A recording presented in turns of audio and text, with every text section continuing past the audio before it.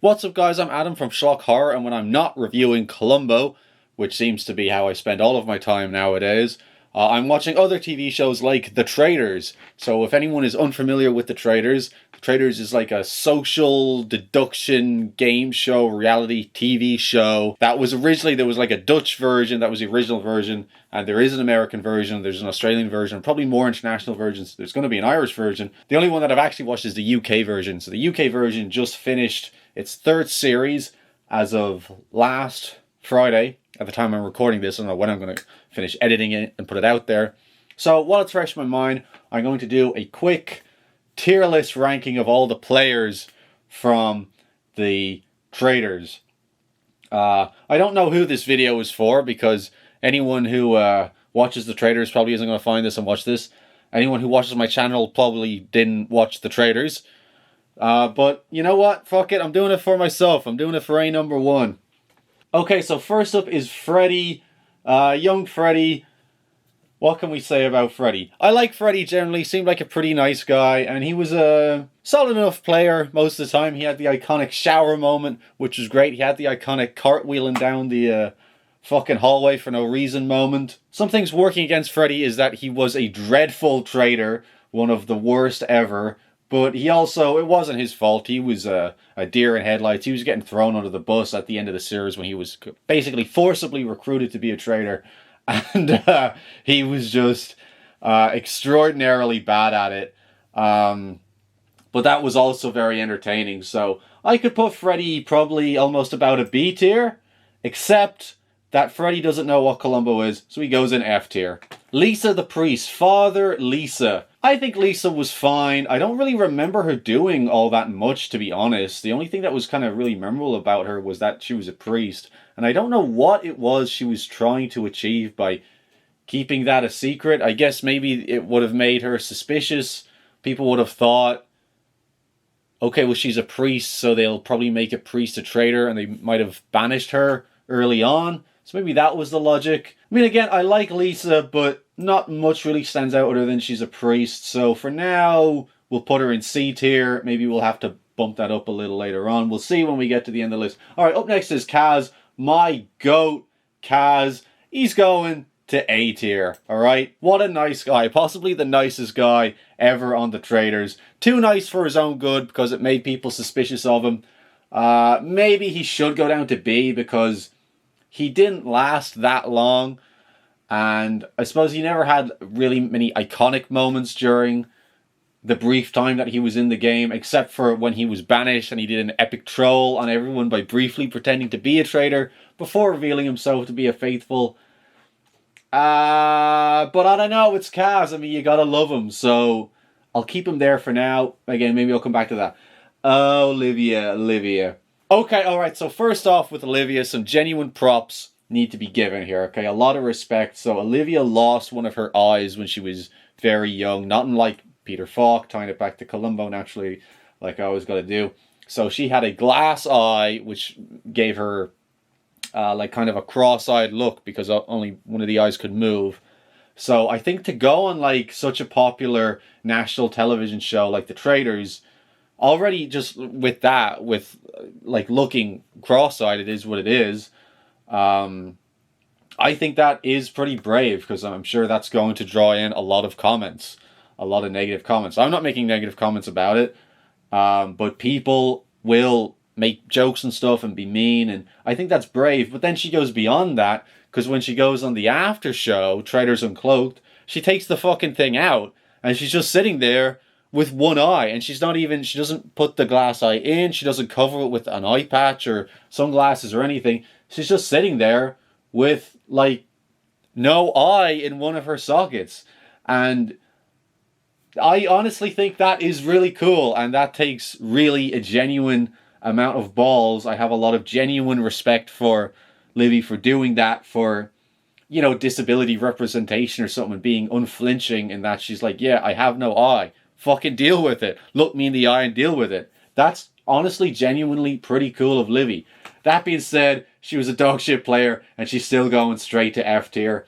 Some people who are in this game just are not cut out to be in this game, and I think she was one of them. all that I remember from her is that she was hysterical and blubbering all of the time. She was always crying over everything that happened, and it really came to a head one day when she was like really, really. They voted out one of her friends. I think maybe it was Tyler, and she was like, "No one is listening to me," because if they listened to her, she suspected Freddie, and if they voted out Freddie, then that's what she was saying. They wouldn't have voted out Tyler, who proved to be a faithful. But Freddie was a faithful at that time, so like she would have been wrong. So look, Livy, I'm sure she's a nice girl, but just not useful at all. I don't remember her doing anything else. There's no iconic moments or anything, just that she was always crying and whinging about fucking everything. So, unfortunately, despite my mad props for her beyond the game and her disability representation beyond the game in terms of being in the game, she's going in F tier. Alright, up next is Leon. Leon seemed like a nice enough guy. He was just a humble guy who sold mobile phones and didn't know much of anything. He's pretty standard, I guess, other than the mobile phone line.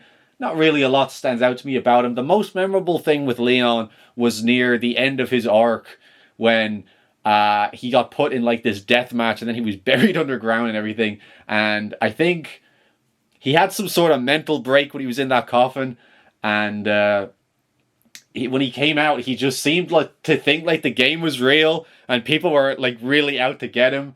And his whole demeanor changed and it seemed like he was actually going insane and losing his mind, and that was pretty entertaining. But other than that, just kind of there. So he's going in C tier. Up next is Jake. Alright, Jake is an interesting one. A lot of people online giving Jake a lot of hate. Don't really get that. I think Jake was a pretty strong player all the way through. Well, for the most part. He caught Linda right away. He instantly pegged that Linda was a traitor, and no one else saw that. So from day one, he's been a star traitor hunter. And he's pretty influential in the group, and that's worth mentioning. He is also doing disability representation because he suffers from cerebral palsy and can't move one of his arms properly or something. Forgive me for I can't remember the exact details of what was going on there. And and he won, and that deserves props for being a strong player to get all the way through to the end and to win. On the flip side with Jake, though, I did notice. He tends to sum up things a lot, where he just repeats stuff that you already know, and it seems like he's saying something. But if you listen to it, he's like, "Oh, I think this person could be a traitor because of this, but then also it's hard because of this." And it's like, yeah, Jake, it is hard. Like you've not contributed anything really there by saying that. That being said, he is our winner, and I think he's going in B tier. I think catching a traitor right out the gate and then ultimately winning deserves props. So he's going up to B tier there. Nathan. Who the fuck is Nathan? Now I vaguely remember this guy's bald face. I think he was like the second player banished in the whole game. And in those 2 episodes he would have been in, he didn't do fucking anything. So I guess he goes to E tier because he's the least memorable character in the whole season.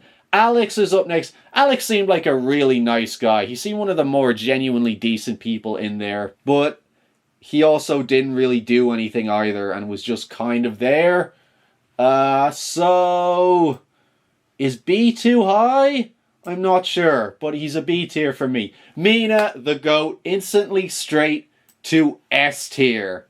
The GOAT. Maybe the best traitor of this season. That's hard to say, to be honest, now that I think about it.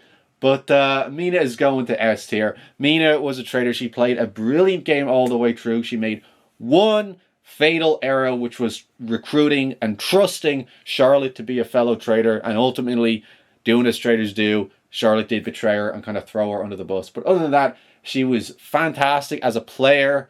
She had everyone fooled she was a faithful most of the way through. She seemed to be pretty good in a lot of the missions. She was a great traitor. A lot of the season, she carried the traitors on their back because for the most part it was her and Linda was fucking useless. So Mina was coming up with all of the strategy and everything, and Linda was just nodding along. So Mina was doing everything for most of the series by herself, and I think it's one of the few cases since this show began I can think of where a traitor, everyone was really rooting for a traitor to win. Like, all on Twitter, a lot of people were really pro Mina and Team Mina and really wanted her to win. Whereas usually, you're going with the faithful and you want them to get found out. But people wanted Mina to go all the way. And she was very entertaining as well in the way that she seemed to really, really enjoy the murders and stuff that she got to commit. So, yeah, I mean, if she had won, she'd probably be the greatest traitor of all time. But because she got taken out, she's not the greatest traitor of all time. That honor will, of course, always remain with Harry from Series 2. I don't think anyone's ever going to top Harry from Series 2. But Mina is up the top. Anna, I heard someone refer to this chick as chubby Irish Lana Rhodes, which is very funny. Other than that, I don't know what the fuck was going on with this chick. This is the worst case of main character syndrome I have ever seen in my life, but certainly on the Traitors. She seemed to think the Traitors were out to get her specifically, and I don't know where that belief came from, because they weren't. And she seemed to think, she also seemed to think, like some of these people like Livy and Leon seemed to take this thing really seriously and think that she was actually in mortal danger of being murdered when she wasn't. When she came out of that coffin and she was like shaking people, oh my god, you've been in the coffin all night. But she hadn't. She would have been put in the coffin 10 minutes beforehand by the production team before the players arrived. So don't know what was going on there. And then she'd go, like, they tried to recruit her, and then she said no. And then she was like, oh, well, we're always looking for evidence. So, I have evidence. Like, she was about to blow the lid on the whole thing. And I can't even remember who she accused after that. But it certainly wasn't a traitor, whoever it was she came up against. And she dresses like she's me, but she doesn't look as good. So, sorry, Anna, you're going in the bottom tier. You are not the main character in the slightest. Linda, the goat. I mean, she's got to be S tier, right? Part of me thinks she should be A tier, because I don't know if she should be on the same level as Mina, because they were playing two wildly different games, but Linda just made up for it in sheer camp entertainment value. She just, right from the head turn at the start to all the shit she did along the way, and it was just so funny that she contributed nothing to the Traitors. She's probably the worst traitor to have lasted as long as they did in the game in any series. Like, Ash in Series 2 was a crap traitor, but she was caught in like day 3 or something like that. But Linda was in this for ages, even though she was so obviously a traitor. And she's just funny. So, Linda the goat. Yeah, I'm putting them. They gotta be. It's the sisterhood. They're going in S tier. Ellen was the first person to be banished, so she left at the end of episode 1. So, there's not a lot to really go off of there. Her and Nathan both didn't get much to do, but look at her and look at Nathan. Which of these two am I going to remember more? So she's at least memorable because she's better looking than Nathan. So she goes, if I can move, I can't. I want to move. There we go. Put her ahead of Nathan. So she's upper E tier and he's lower E tier. Fozia, Queen Fozia, going an instant S tier. Again, you could argue, should she go down to A tier because she didn't ultimately last that long? But she was there so briefly. She made such an impact with her brief screen time. She's going in S tier. The GOAT Fozia. I was so disappointed. Is it the biggest disappointment of the series that she went out as soon as she did? Possibly.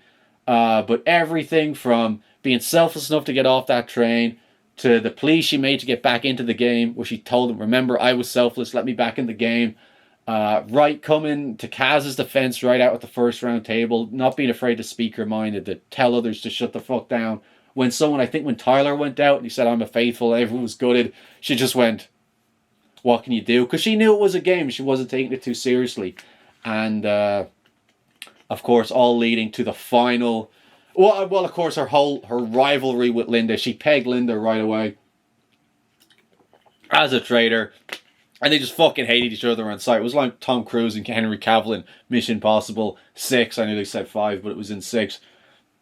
Just a spectacular rivalry going on between those two there, which all came to a head in the death match where Fozia lost and she was murdered by the Traitors face to face. Kino scene. All our S tier players are in that scene. Mina, Stone Cold Killer. Linda gritting her head off. Fozia ignores Mina. She's right on Linda. I knew it was you, Linda. And then Linda shuts her down with "Get over it." What a camp masterpiece.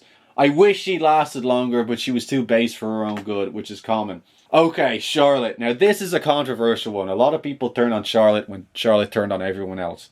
Charlotte would have been like a pretty solid mid-tier player because I didn't think, other than this weird thing where she was pretending to be Welsh, she really stood out that much amongst a lot of the faithful. But when she became a traitor, she came into her own. And she is the greatest villain in Traitors history. Not the greatest traitor, but like the greatest villain. Because Charlotte was straight up evil.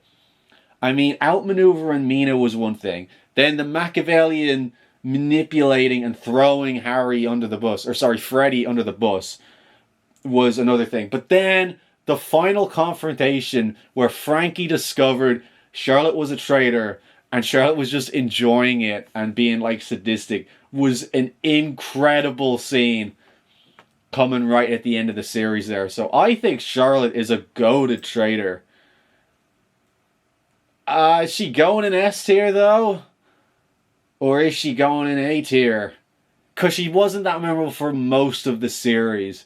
But there's that Welsh thing. She's going A tier for now. Maybe she should move up. Yeah, I'm all in on Charlotte. Keith seemed like he was about to be based as hell. He was too based for his own good. And that's what got him murdered in episode 2. So that's a crying shame. I wish we could have seen more of Keith. But come on, it's Uncle Keith. What a legend. He's going in A tier. Dan the man. Dan's fatal flaw was that he was also too based for his own good. Dan understood that it was a selfish game more than other people seem to in a way, but he also failed to understand that you can't always play it 100% selfishly and you have to be seen as a team player. He kind of brought about his own downfall there.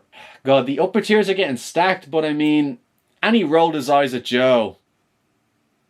So I think that's putting him in A tier. I think it is. Jack, this guy sacrificed his life to get off the train and didn't get let back in. Seems a good bloke, but I mean, he was barely there. And there's no one in D tier, so we're putting Jack in D tier. Tyler seemed like a nice guy. I gotta be honest, the only thing I really remember about Tyler is his hair. So I think he's also going in D tier. Leanne, Jesus, our winner, Leanne. Man, I go up and down on this one. I thought she was very strong when she came in because she pretended to be a nail technician, but actually she was in the army. And that was a brilliant play. And the way she kept a lid on that the whole time was fantastic. And she was a very strong player. And she did seem to get a lot of people to trust her. And that has to be respected. But she lost me halfway through. She kind of annoyed me, I gotta admit, on sort of a personal level. I've never met Leanne, but I can kind of tell that she's the kind of person I just don't fuck around with these days, you know? I've known people like this. I'm just not about that life anymore. And I can't get more into it than that. But her personality type, she was kind of browbeating other contestants. She'd shut down. She was happy to throw out accusations at anyone. She'd get really offended and take it really personally if anyone offended her. Or accused her or suspected her, which is just not the way to play the game. But she did win as well, so this is controversial. I think I'm going to put her in D tier. Because there's a lot to respect and there's a lot that I don't care for. I don't want to be like a petty asshole and like just put her straight to F. Maybe E? E is too harsh because she's more memorable than either of these. Okay, I guess it's D. Lower D tier. That's a hard one. I don't want to get too deep into like unpacking the bad vibe that I get from this chick, but I just do. I think, yeah, I don't know. Just not my kind of person personally. And sometimes that's okay. Look, she's rich, all right? She won the fucking Traitors. So, what does it matter? Alexander is up next. And you'd think that this was an easy instant S tier. You'd think. But, no. He's too good for S tier. We have to go one higher. He's going in Alexander tier, aka based tier, aka our guy tier. Best player in the whole series. And I knew the writing was on the wall near the end that he couldn't possibly win. But he's my winner and he's the people's winner. Everybody unanimously loved Alexander. A gentleman from day one. Knew it was a game. Knew not to take it too seriously. Always put the good of the game and the faithfuls first before himself. He sacrificed himself getting off the train, and then he'd make sacrifices in the challenges and or the missions, I should say, like stepping up to be called Two-Face when it was obviously that was going to be called Two-Face, but he took one on the chin for that. He took a lot of shit from Leanne and from Joe, and he shut it down so respectfully. What a king. What a king. And his whole motivation, obviously everybody had a motivation, a backstory for being in there, but he just wanted to give his prize money to charity as a tribute to his late brother, and that was really moving. And he was just hilarious. Everything he said, the singing, the running with the arms out, the time he fell in the bush, just my goat, and always will be. And he may not have won the money, but he won the hearts and minds of the nation.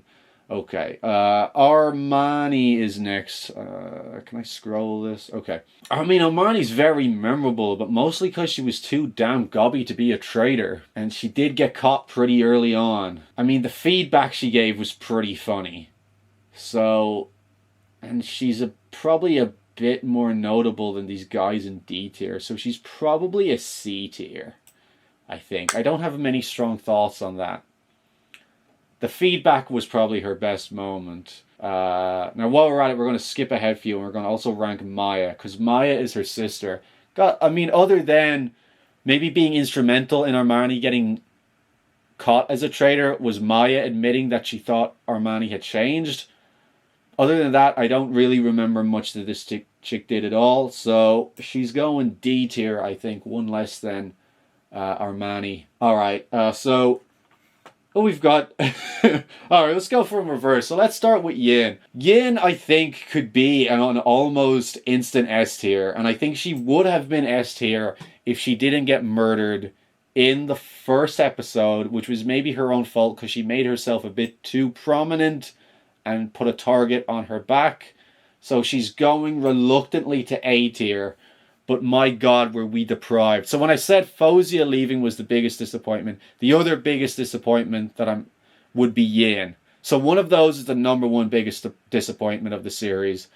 And obviously Keith is there in a comfortable third. I would have loved to see more of Keith. But Yin just seemed hilarious. Like, she seemed like she was going to be such a strong character. And probably a strong player. Like, I would have liked to see her actually get into the game and see what she was like on missions and see what she was like in trying to root out traitors, but we were deprived of it all.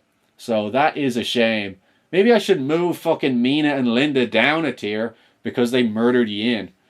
But I mean, it's Mina and Linda, you can't. Francesca, this is a hard one to rank. Francesca seemed like one of the nicest people in there. I really like Francesca, or Frankie. She seems like a good one. But she wasn't really great at the game. I don't remember her much on missions, but I feel like she was just sort of surviving just because she wasn't making enough impression to be like enough of a threat that anyone wanted to take her out. So she was just kind of there. And she also had a bad track record of finding traitors. She was pretty bad at finding traitors. She came into her own towards the end, which was in the absolute Kino final arc of her versus Charlotte, and that was fantastic. All of that bit where they go and it was just the two of them in the kitchen, and it was the trope of the hero and the villain having a polite conversation before the final confrontation was absolute god tier television. I mean, the fact that she managed to pick Charlotte is incredible as well, with the seer power. Also, though, a point against Frankie is that Frankie was the only one Alexander seemed to trust 100%. Alexander put a lot of faith in her. He gave her the seer power. He was always looking out for her. And she still voted him out at the end. So, it's got to be B. Yeah, she's about the same as what I was rate these other people who are here in B tier. Is Lisa too harsh to be in C? Should she move up to B? I don't know. All right, and... Joe is going in Joe tier. I can't fucking spell tier. I mean, my God. Maybe the most unpopular player in Traitors history, except for that doorknob with the pink hair in the first season with the secret girlfriend, Tom or whatever. He was a wanker. Everybody fucking hated Joe and wanted Joe to be murdered or banished. He had this whole thing where he thought he was the traitor hunter mastermind. Like, at least 3 times he'd zero in on something and be like, that is what proves that person a traitor. And every time he was wrong. He had the worst intentions. Like, people were like Leanne wanted to fucking pay for IVF and shit. You know, Alexander wanted to give his money to charity. Francesca wanted to put her kids through college. And Joe was like, I think I'd like to open a pub. And if any traitors came in, I'd say, get out of my pub. But Joe, if any traitors come in, you wouldn't fucking know they were a traitor. You gobshite. And he was, you know, he's kind of rude to Alexander that time. He was kind of, you know, he was a bit rude to Kaz and all the rest of it. He's got that whiny nasal voice. And like, he's your teacher. Imagine that was your teacher was Joe. You know, the kids would be running the classroom, I'm sure. All that being said, Joe was so fucking shit at the game that he actually became entertaining. I actually started to like Joe because of just camp entertainment value. He was like the faithful version of Linda or something. He was just the worst contributor to the whole game. And I actually kind of started to like Joe, and I kind of wanted him to go all the way and just win somehow anyway without ever correctly catching a traitor. But it wasn't to be, and he was sadly murdered near the end. And, you know, I mean, I liked Joe. At least he was funny. So I think I like him more than these two. So he's going up a tier into F tier. And Anna and Livy are coming down into Joe tier. And that, I think, wraps it up. Are we happy with this? I remember just now looking at it why I put Freddy down in F tier, because like, why is Freddy so low? I remember why. Yeah, I think I'm happy with that. Yeah, solid argument for some of these A tiers to get up into S tier. The only one I wouldn't put in S tier, arguably, is maybe Dan, but we gotta separate the wheat from the chaff at some point. So I think that is going to be my list of the Traitors players for 2025. I nearly said 24. Alright, so if anyone somehow watched this, please post a comment and let me know your motivation for doing so. Even though I just kind of spoiled everything in the Traitors, if you haven't watched the Traitors, you should watch it. It's great. It's one of the best. It's probably the best reality show that's going. I mean, it's one of the only reality shows that I watch at the minute. But you should check it out. I hear the other versions are good, but the UK version is the best. I obviously have recency bias because this one just came out, Series 3. But was Series 3 the best series of the Traitors so far? It might have been. It was kind of pretty fucking incredible from start to finish. And I am going to miss this cast. There's a lot of goats on here who I now follow on Instagram or TikTok or whatever. And I'm not on TikTok, but I'm aware of some people's TikToks account is what I'm saying. So I'm going to wrap it up there. I'm going to thank you very much for watching, as always, if indeed you still are. And let me know if you watched the Traitors, who your favorite was, who your least favorite was. If you haven't watched the Traitors, watch the Traitors. Stay tuned for more videos coming soon from Schlock Horror. And affiliates, I don't have any affiliates, so just from me, from Schlock Horror. Thank you very much. Have a good day. This is Adam from Schlock Horror saying, stay faithful. I did the sign-off thing that Ed Gamble does on the Traitors Uncloaked. I couldn't think of the name there for a second. Anyway, thank you. Goodbye. Stay faithful.